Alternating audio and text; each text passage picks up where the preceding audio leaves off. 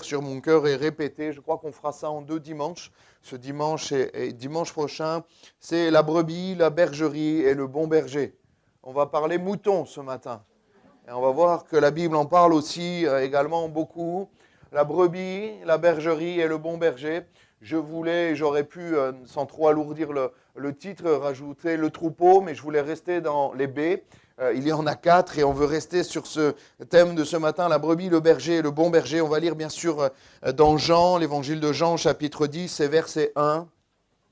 Il nous est dit, en vérité, je vous le dis, celui qui n'entre pas par la porte dans la bergerie, mais qui monte par ailleurs est un voleur et un brigand. Mais celui qui entre par la porte est le bon berger des brebis. Le portier lui ouvre et les brebis entendent sa voix. Il appelle par leur nom les brebis qui lui appartiennent et il les conduit dehors. Lorsqu'il a fait sortir toutes ses propres brebis, il marche devant elles et les brebis le suivent parce qu'elles connaissent sa voix. Elles ne suivront point un étranger, mais elles fuiront loin de lui parce qu'elles ne connaissent pas la voix des étrangers. Jésus leur dit cette parabole, mais ils ne comprirent pas de quoi il leur parlait. Jésus leur dit encore, en vérité, je vous le dis, je suis la porte des brebis. Tous ceux qui sont venus avant moi sont des voleurs et des brigands, mais les brebis ne les ont point écoutés. Je suis la porte, si quelqu'un entre par moi, il sera sauvé. Il entrera et il sortira et il trouvera des pâturages. Le voleur ne vit que pour dérober, égorger et détruire, mais moi je suis venu afin que les brebis aient la vie et qu'elles soient dans l'abondance. Je suis le bon berger. Le bon berger donne sa vie pour ses brebis.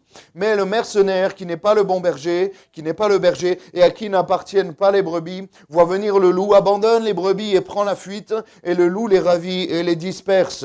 Le mercenaire s'enfuit parce qu'il est mercenaire, et qu'il ne met point en peine, il ne se met point en peine pour ses brebis. Je suis le bon berger, répète le Seigneur, je connais mes brebis, et elles me connaissent. Comme le Père me connaît et comme je connais le Père et je donne ma vie pour mes brebis. J'ai encore d'autres brebis qui ne sont pas de cette bergerie. Celles-là, il faut que je les amène. Elles entendront ma voix et il y aura un seul troupeau, un seul berger.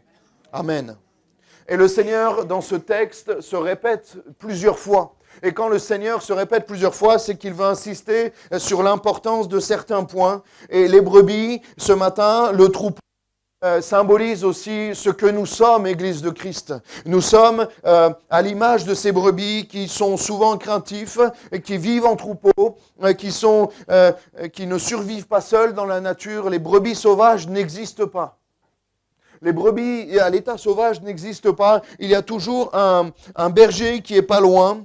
Et il est souvent question dans cette image de la brebis, celle qui suit, qui a besoin d'un guide, qui a besoin d'un berger, qui a besoin de quelqu'un qui passe devant pour que la brebis suive cette personne. On connaît cette expérience qui dit les moutons de Panurge.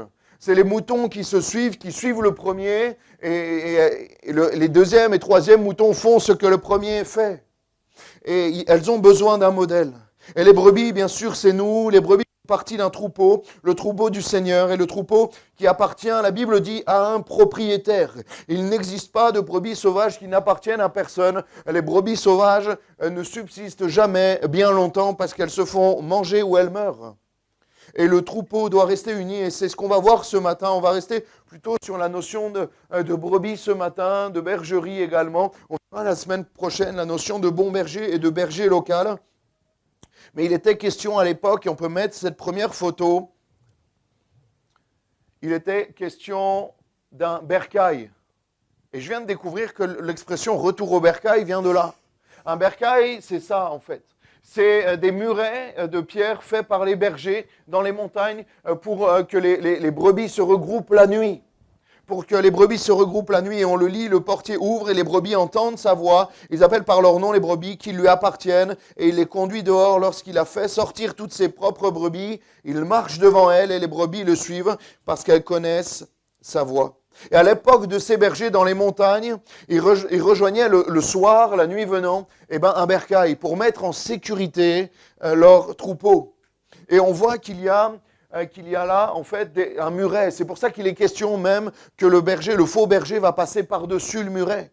Et nous, on a l'image de la bergerie aujourd'hui avec un toit, avec des murs. Mais le bercail, à l'époque, c'était justement des murs en pierre avec une seule porte. Et il nous est dit également que le berger, même le portier, se mettait et dormait à la porte. Dormait au passage pour protéger et pour être justement cette porte. Et on va y revenir. On reste sur cette image. Et les brebis, justement, se sentent en confiance parce qu'elles savent que le berger est là et elles vont être en sécurité la nuit par rapport aux épreuves, par rapport au berger qui est là et au loup qui peut être aux alentours. Et les brebis se sentent en confiance quand il y a le berger. Quand le matin, elles doivent sortir pour suivre le Seigneur, pour suivre le berger. Et ça doit être pareil de nous. Nous devons nous sentir en confiance parce que le Seigneur est notre berger.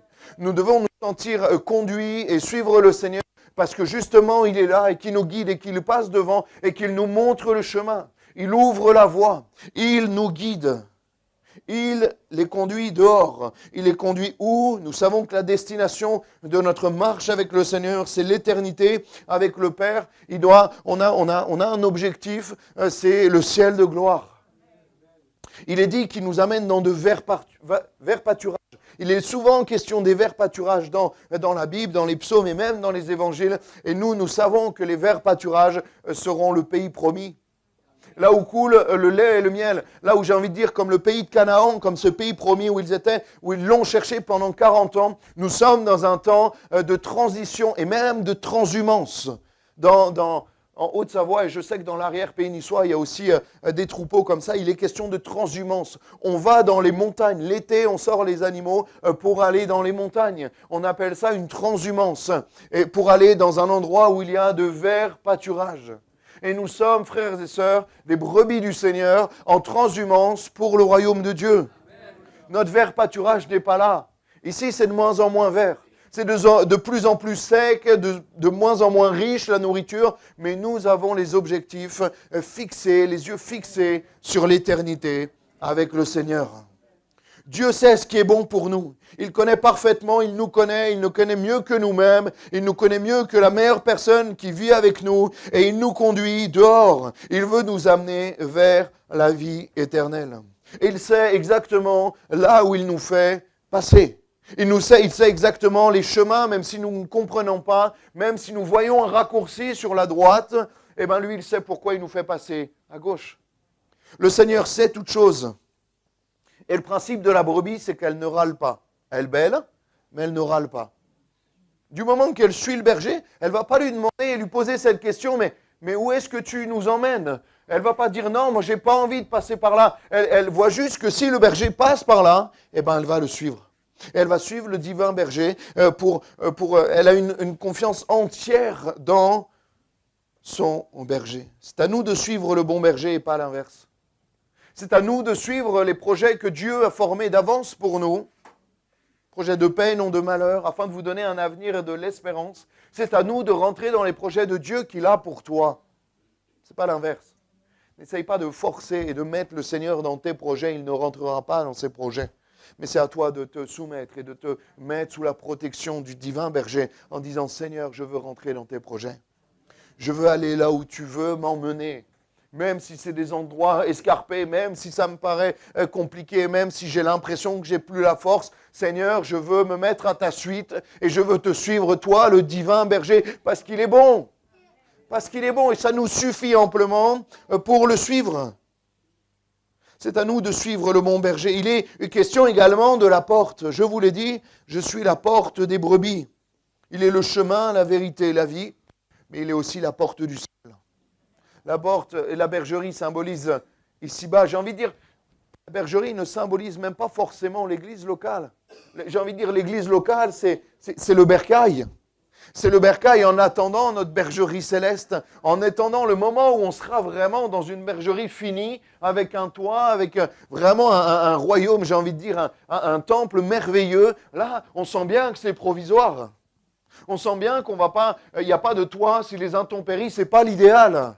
C'est suffisant pour être en sécurité pour un temps de nuit, pour un temps peut-être d'épreuve. Mais nous voulons rejoindre les verts pâturages et la bergerie et notre destination finale qui sera le ciel avec Jésus-Christ. Et je vous l'ai dit, à l'époque, le berger dormait sur le seuil et la porte de cette bergerie.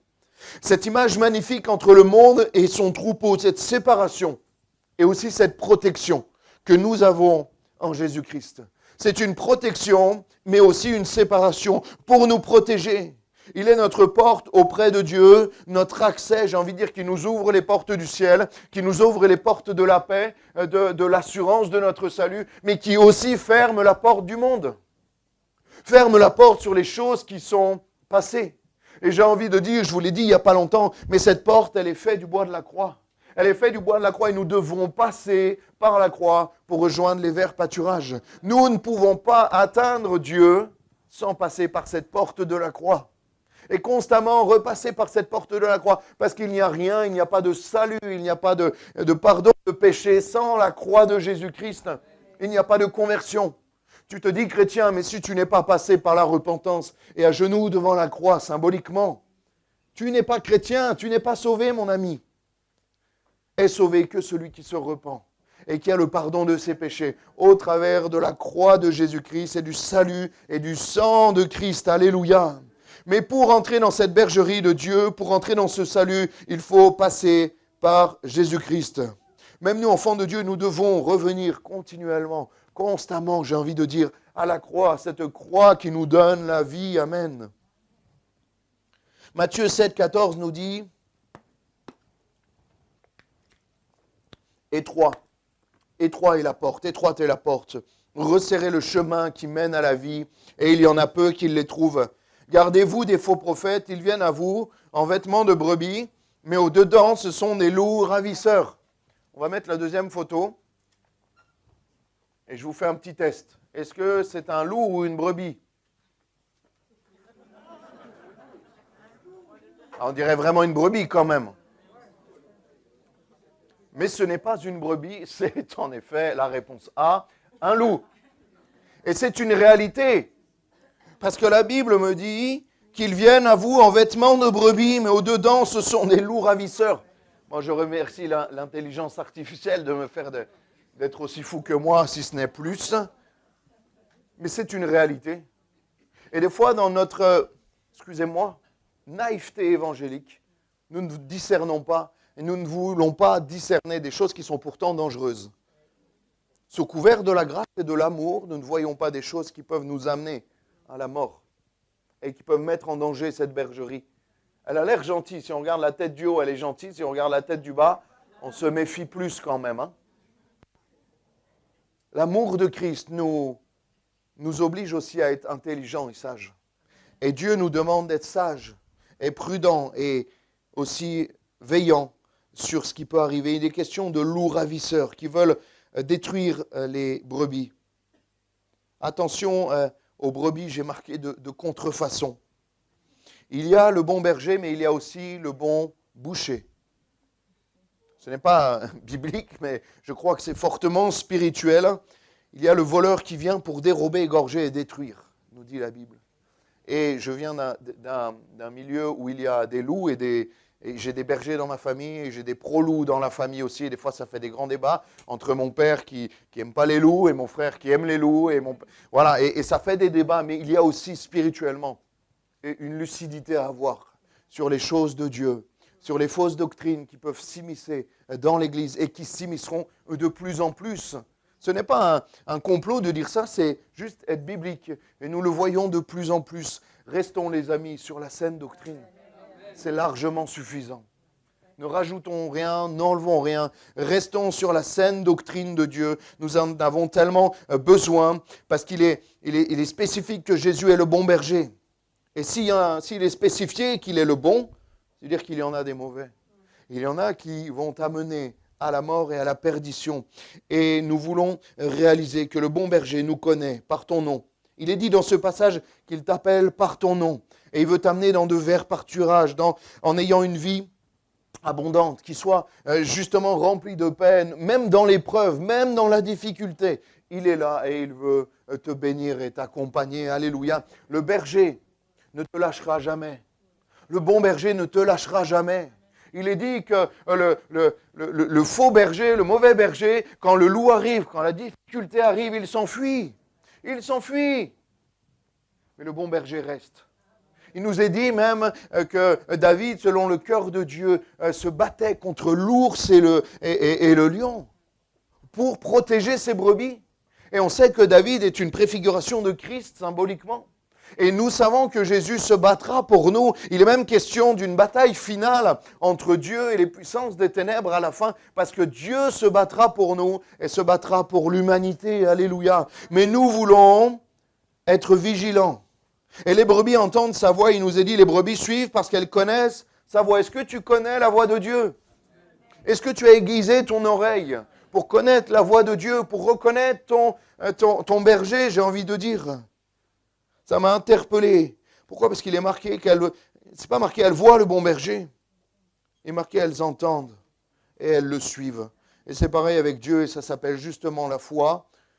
C'est la notion de ne pas voir heureux ceux qui auront cru sans avoir vu. C'est nous, les amis.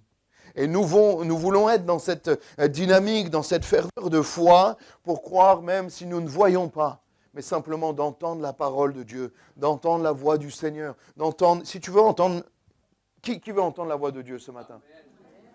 Lis ta Bible. Lis ta Bible. Tout ça, et des fois on me dit, oui mais j'entends pas Dieu, mais lis ta Bible. Et si tu veux vraiment l'entendre, lis audiblement et tu l'entendras. Et si vraiment tu veux l'entendre, tu mets une Bible audio, tu mets sur Play, de la Genèse à l'Apocalypse, et toute l'année tu vas l'entendre, jour et nuit, tu l'entendras te parler. Parce que la parole de Dieu, c'est Dieu. C'est Dieu qui parle. Il est la parole. Les brebis qui lui appartiennent, ses propres brebis. C'est-à-dire qu'il est question aussi de brebis qui ne lui appartiennent pas. Et nous devons appartenir au berger. Il est question du berger, si on peut remettre une des photos, peut-être la troisième. La troisième photo, bon, ils m'ont mis un peu des taches un peu grosses parce que je ne trouvais pas de bonnes photos. Normalement, elles sont moins grosses, les taches, il n'y en a qu'une. Mais vous savez que les troupeaux de brebis, elles ont des taches différentes de couleur pour les reconnaître. Parce que des fois, ils mettent plusieurs troupeaux ensemble. Et c'est pour ça qu'il est question que le matin au bercail, le berger appelle ses brebis. Il n'appelle pas toutes les brebis, il appelle ses brebis. Celles qui ont une tache, et j'ai demandé spécialement une tache rouge pour que ça soit marqué par le sang de Christ. Pour qu'on puisse être reconnu en tant qu'enfant de Dieu. Quand on arrive au ciel, là, avec mon exemple, avec ma tête de brebis, eh ben, le Seigneur va me voir, il ne va pas voir une brebis, il va voir la tache rouge qu'il y a sur ma vie, la tache du sang de Christ qui a pardonné. Et c'est ça, l'appartenance à Jésus. Ce n'est pas ta croix autour du cou, ce n'est pas ton poisson derrière ta voiture, ce n'est pas ta croix à l'église ou à la maison, ou ton verset au-dessus de la cuisine, ou ton magnète avec un verset, ce n'est pas ça. Ce qui fait de toi un enfant de Dieu, c'est la marque de la repentance et du pardon du sang de Christ sur ta vie. Est-ce que le sang de Christ est sur ta vie? Est-ce que tu es passé par ce temps de repentance? C'est pareil pour Christ, il nous a achetés au prix de son sang. Les brebis qui lui appartiennent, il est question de l'appartenance. Et personne ne donne des brebis dans la vie. Ça s'achète. Une brebis, ça s'achète. Et Christ nous a achetés au prix de son sang il y a 2000 ans. Il a payé le prix pour toi. Il a mis le prix de sa vie. Il ne t'a pas acheté avec des euros, des pièces d'argent ou d'or. Il t'a acheté avec un prix encore plus élevé, le prix de son sang. Le prix du sang de ses mains et de ses pieds versés, de son crâne sous la couronne d'épines. Le prix du sang de ses côtes et de son dos qui était flagellé. Le prix de son côté qui a été percé. C'est ce sang-là qui t'a acheté à un prix merveilleux. Vous êtes là? Amen. Alléluia. Réveillez-vous, brebis du Seigneur. Le bon berger est proche. Alléluia. Il est question du bêlement. Quand est-ce qu'une brebis est belle? Quand elle a faim, quand elle a soif, quand elle est inquiète ou blessée. Un peu comme un bébé, vous savez. Des fois, mes neveux et nièces, ils pleurent et je ne sais pas trop comment ça marche. Je dis, qu'est-ce qu'il y a? Qu'est-ce qu'il faut faire? Je n'ai pas trop le mode d'emploi. Et des fois, on essaye tout, changer la couche, donner un biberon. Généralement, ça apaise quand même pas mal de choses. Et des fois, s'ils continuent de pleurer, j'appelle les parents et je pars. Parce que moi, j'essaye d'être le bon berger, mais je ne suis pas encore le bon papa. Mais on essaye de savoir ce qui ne va pas. Et la brebis, elle bêle justement quand elle a faim, quand elle a soif, quand elle est inquiète, quand elle est blessée, et pour attirer justement l'attention du berger. Et ça nous parle de la prière. Ça nous parle de la communion que nous devons avoir avec notre Père, avec notre berger, qui lui entend nos bêlements, entend nos plaintes, j'ai envie de dire, entend le fait que nous ayons faim et soif, peut-être même physiquement, mais aussi spirituellement. Les fois où nous sommes inquiets, nous disons au Seigneur, Seigneur, je suis inquiet, Seigneur, j'ai peur de ce lendemain, j'ai peur de ma situation, la situation de ma famille. Et Seigneur, entends mes bêlements, entends mes prières et réponds-y favorablement. Il est question également de blesser. Quand tu es blessé, quand tu as mal physiquement, intérieurement, même spirituellement, eh bien, crie au Seigneur. Et il entendra ta voix. Parce que si nous connaissons la voix de Dieu, lui, il nous connaît également. Il est dit qu'il nous appelle par notre nom. Le Seigneur t'appelle par ton nom. Ça m'a toujours émerveillé de savoir qu'il connaissait mon nom. Bon, moi, c'est moins compliqué, mais il connaît même le nombre de cheveux sur ma tête. Même pour ceux qui en ont le plus. Il connaît le nombre de cheveux sur notre tête. Vous réalisez que même avant que nous étions dans le ventre de notre mère, il nous connaissait déjà. Avant même, mais on n'était pas là, mais lui savait que nous allons être. Alléluia. Parce que Dieu est le Dieu de la vie. Amen. C'est tellement beau de réaliser qu'il nous appelle par notre nom. C'est pas, ouais, la brebis, ou avec un numéro. On n'est pas un numéro devant Dieu. On est une brebis à part entière. On est un enfant à part entière. On a un nom, on a une identité. Et le nom symbolise quelque chose dans la parole de Dieu. C'est la notion d'identité. C'est la notion d'identité. Il va même rebaptiser souvent les disciples. De Simon, il va l'appeler Pierre, et d'autres, il va les rebaptiser. De Saul de Tarse, il va en faire Paul. Paul, l'apôtre Paul. Et il y a cette identité que nous avons en Jésus-Christ parce qu'il nous appelle par son nom. Alléluia, notre nom. Il nous appelle et il nous dit Samuel, Samuel, 3 fois, parle car ton serviteur écoute. Mais ça, c'est autre chose. Mais à la différence des brebis, nous ne devons pas juste prier et bêler quand ça ne va pas, quand nous avons des besoins. Dimanche matin particulièrement, nous devons crier vers le Seigneur, élever nos voix juste pour le remercier. Parce que ne soyons pas comme peut-être des brebis ingrates qui ne disons jamais merci. Disons merci. On doit avoir cette culture de la reconnaissance envers Dieu. Avoir un cœur reconnaissant. Veillez-y, priez en tout temps et veillez-y avec action de grâce. L'action de grâce, c'est justement remercier. Les Américains ont une fête pour cela, 1 mois et demi, 2 mois avant Noël, c'est Thanksgiving. Ça veut dire, c'est le fait de remercier pour ce qui a été donné. Giving, c'est le fait de donner, et thanks, c'est le remerciement. Et on voit que, en fait, c'est remercier pour les récoltes, remercier pour ce que Dieu nous donne. Est-ce que tu as cette culture de remerciement envers Dieu ? Quand tu reçois quelque chose que tu penses peut-être avoir mérité, on ne mérite rien. Tout ce qui nous est donné est une grâce, mon frère, ma soeur. Tout ce qui, même le travail, même le salaire de ton travail, c'est une grâce. Parce que c'est Dieu qui t'a donné la force de te lever. C'est Dieu qui t'a donné l'intelligence de faire ce que tu fais, la force physique de le faire. Et tout n'est que grâce, tout n'est que grâce. Les brebis ne méritent rien.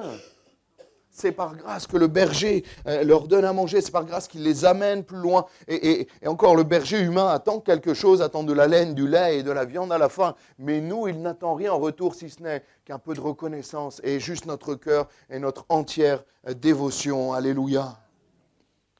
Le Seigneur est bon, les amis. Le Seigneur est bon, frères et sœurs. Mais il nous est dit que nous avons tout pleinement en lui. Et c'est pour cela que nous devons rester près du bon berger, avec cette nourriture et cette sécurité.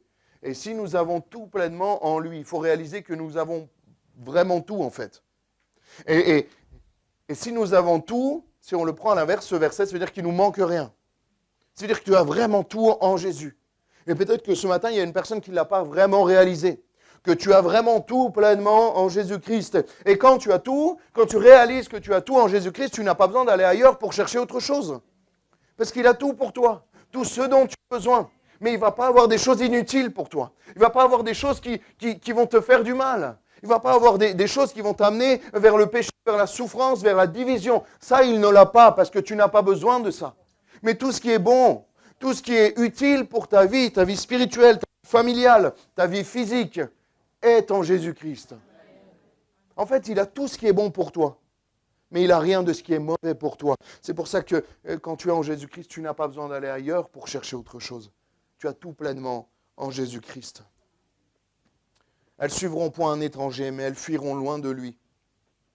parce qu'ils ne connaissent pas la voix des étrangers. Ce n'est pas une notion d'étrangers, de personnes qu'on ne connaît pas, mais là il est question de faux bergers, de mauvais bergers, de faux prophètes, de personnes qui sont en fait étrangers à la saine doctrine de Dieu.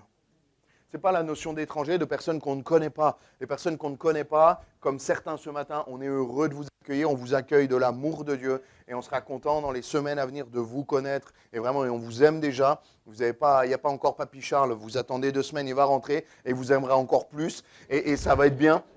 Mais on vous aime déjà, on aime les étrangers.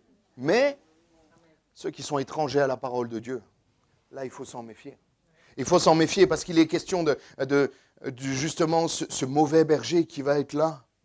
Et les brebis ne l'écoutent pas, les brebis ne le suivent pas. Qu'est-ce que tu suis? Nous suivons, bien sûr, et on verra la semaine prochaine la notion de bergerie, la notion d'église locale plus approfondie et la notion de berger et de pasteur, parce que si Dieu est le divin berger, il y a aussi des bergers sur terre en attendant justement que la fin de ce bercail pour aller vers la bergerie céleste.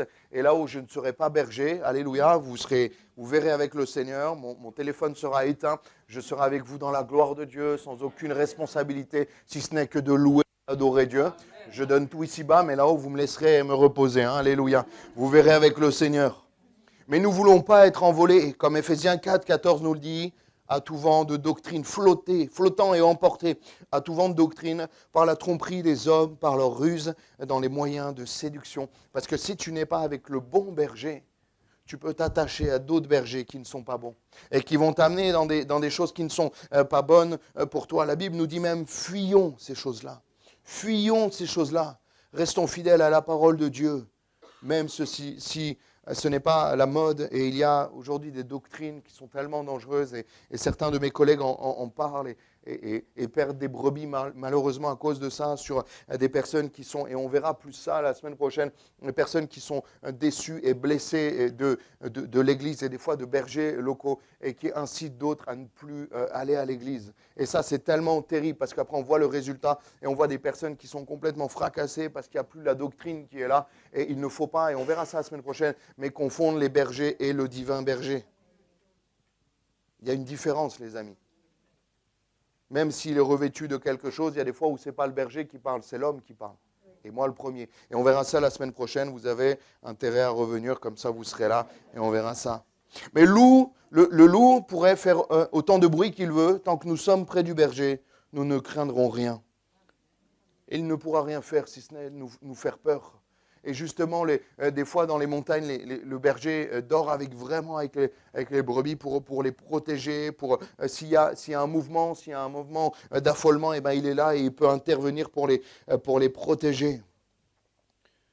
La différence entre les deux, c'est que l'un veut nous enlever la vie quand le bon berger veut nous donner la vie, nous donner sa vie afin que nous vivions éternellement. Moi, je suis venu afin que les brebis aient la vie et qu'elles soient dans l'abondance. Il est le Dieu de la vie. Jésus est le Dieu de la vie. Il donne la vie, il restaure, il redonne la vie. Si la mort est venue faire un travail, et lui, il redonne la vie. C'est tellement fort que je réalisais, au travers de cette épreuve et du départ de Roger, je réalisais pour que ceux qui sont en Christ, en fait, il n'y a même pas le passage de la mort. Il y a directement la vie éternelle. Christ est ma vie, la mort m'est un gain. On cligne les yeux et on est dans le repos du Seigneur. C'est tellement incroyable de réaliser cela, que celui qui vit en Christ ne mourra pas, il vivra éternellement, la Bible nous dit. Quelle espérance incroyable. Quelle espérance incroyable. Et puis on peut le croire, pourquoi? Parce que c'est le seul qui a vaincu la mort. C'est le seul qui a vaincu la mort. Moi, si je vous dis des trucs surprenants, doutez. Mais lui, il a vaincu la mort. Il a été mort et le 3e jour, il est ressuscité. Et moi, je mets ma foi dans ces paroles-là, parce que lui est passé par là et qu'il est passé avant moi. Il est mort, mais il est ressuscité, afin que moi je vive et je vive en abondance, et que tous ceux qui croient en lui, mettent leur foi dans le Seigneur, puissent vivre la vie éternelle avec lui. Alléluia. Et 1 Pierre 2, 25, je vais finir par ça. Car vous étiez comme des brebis errantes, mais maintenant vous êtes retournés vers le pasteur et le gardien de vos âmes. Je me souviens, quand je n'avais pas le Seigneur dans ma vie, je faisais n'importe quoi, je ne savais pas où aller. J'étais emporté même au-delà même des vents de doctrine spirituelle. J'étais emporté par des pulsions charnelles, par des envies, par des désirs. Et je ne savais pas, même le but de ma vie, je ne savais pas, je n'avais pas d'objectif. Je ne savais pas ce que j'allais faire dans un mois, dans un an. Et je vivais ma vie et j'étais dirigé en fait par le péché qui me contrôlait et qui dominait sur ma vie. J'étais une brebis errante, mais maintenant, je suis retourné vers le pasteur et le gardien de mon âme, à savoir Jésus-Christ, alléluia, qui a dit, je suis la porte, si quelqu'un entre par moi, il sera sauvé, il entrera et il sortira, et il trouvera des pâturages, alléluia. Et on a besoin de rentrer dans le Seigneur, de venir nous blottir à l'abri du Tout-Puissant, au creux de sa main, là où personne, alléluia, la Bible nous dit que personne nous ravira de sa main. La Bible nous dit également que rien ne peut nous séparer de l'amour de Dieu, ni la hauteur, ni la profondeur. Rien ne nous, ni les puissances, ni les dominations, rien ne nous séparera de l'amour de Dieu. Rien, si ce n'est toi. Si ce n'est toi. De ton choix de sortir de ce bercail, de sortir de cette bergerie spirituelle, je parle de sortir de la protection de Dieu. Mais sinon, rien ne te séparera de l'amour de Dieu. Alléluia. Et il est question également de la brebis perdue. Je passe rapidement. Luc 15, verset 6, et de retour à la maison, il appelle ses amis et ses voisins. Il leur dit, réjouissez-vous avec moi, car j'ai retrouvé ma brebis qui était perdue. Cet après-midi, on retrouvera 4 brebis perdues. On va les passer dans le baptême de Christ. Alléluia. C'est beau. J'ai vu une vidéo d'ailleurs en Australie. Ils les plongent dans un bain désinfectant, les brebis. C'est un peu violent. Pas violent, hein. C'est particulier. Il les plonge là avec une grille, c'est un peu, moi j'aurais angoissé. Si j'étais une brebis, j'aurais angoissé si on m'avait fait ça. Et en fait, ça les désinfecte. Il les laisse 3-4 secondes, ça me paraît long, et après il les remonte et la brebis, elle dit, qu'est-ce qui s'est passé? C'est exactement pareil avec le baptême. On va moins vous laisser longtemps, hein. Mais c'est un bain désinfectant, alléluia. Désinfectant du péché, pour qu'on puisse ressortir. Débarrassés, bien sûr, symboliquement, parce que ces personnes-là sont déjà séparées, débarrassées du péché, parce qu'elles sont déjà sauvées. Hein. Alléluia. Si le Seigneur revient là entre midi et 2, soyez rassurés, vous êtes sauvés. Alléluia. Mais elles veulent être dans l'engagement, dans l'obéissance de ce commandement de Dieu. Celui qui croira sera baptisé, il sera sauvé. Alléluia. Marc 16. Et on veut croire dans ces paroles-là. Et terminer par ce petit verset, petit troupeau même, parce qu'il n'y a pas de petit verset, Luc 12, 32. Ne crains pas, petit troupeau, car le Père a trouvé bon de vous donner le royaume. Waouh! Ne crains pas, petite brebis de l'Éternel, car le berger est là, avec son bâton et sa houlette. Le psaume 23, c'est ça. Hein? C'est ça, il est là. Le berger est là. Et on veut réaliser qu'il prend soin de nous, avec son bâton, avec sa houlette. La houlette, c'est un bâton de berger, en fait. Et il est là, il marche devant nous. Et même dans la vallée de l'ombre de la mort, on ne craint aucun mal parce qu'il est là. Mais s'il n'est pas là, le loup se jette sur nous. Et on le verra la semaine prochaine qu'il est dangereux de ne pas être sous la protection du divin berger. Et même spirituellement, d'un berger local, d'une autorité spirituelle qui, je le disais à une sœur l'autre fois, et on verra, on prend de l'avance sur la semaine prochaine, après j'arrête, promis. Mais on a besoin d'une autorité spirituelle. Dire, ben moi je suis de ce troupeau-là localement. Il y a la grande église, il y a le grand troupeau, l'église universelle avec le grand E, et il y a l'église locale avec un petit E. Et on a besoin d'un pasteur, d'un berger qui est là aussi pour prendre soin de nous et être comme une autorité spirituelle pour que même dans le monde spirituel, on dise, mais non, mais moi je fais partie de ce troupeau, mon berger local c'est lui et mon divin berger c'est Jésus-Christ. Alléluia. Amen. On ferme nos yeux et on remercie le Seigneur. Merci pour ton amour. Merci pour la grâce, Seigneur. Merci pour ce divin berger que tu es. Merci parce que tu nous as arrachés, Seigneur, des griffes du loup.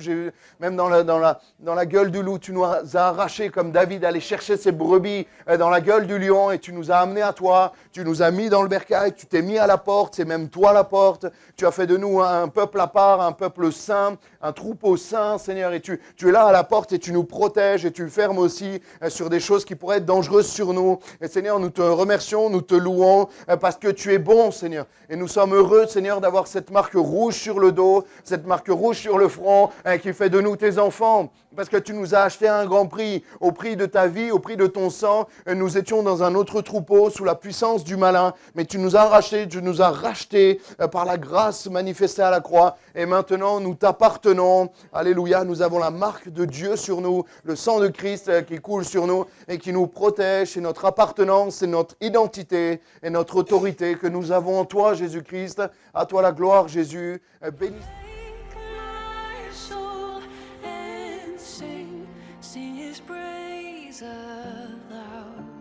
Sing his praise aloud.